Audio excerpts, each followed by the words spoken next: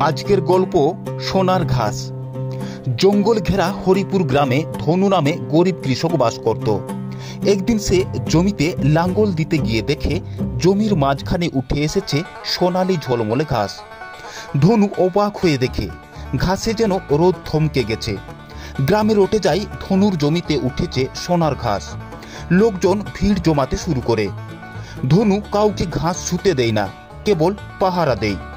মনে মনে সে ভাবতে থাকে, এ রহস্য কি। একদিন গ্রামে এলো এক বৃদ্ধ সাধু, চোখে শান্তি।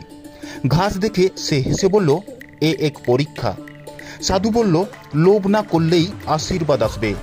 এই কথা ধনুর মনে গেঁথে গেল। ধনু নিয়মিত পানি দেয়, আগাছা তুলতে থাকে।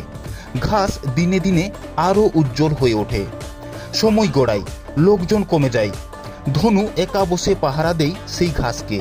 এক সকালে দেখে ঘাস নেই, জায়গায় উঁকি দেই সোনার মুদ্রা। ধনু চুপচাপ হাতে তুলে নেই। গায়ে ছড়িয়ে পড়ে কথা, ধৈর্যে সোনা ফোলে। মানুষ ধনুকে সম্মান করতে থাকে। ধনু বদলায় না, নম্রই থাকে। জমিতে এখনো ভোরে রোদ পড়লে ঘাস ঝিলমিল করে। ধৈর্য আর ভালো কাজের ফল একদিন ঠিকই পাওয়া যায়।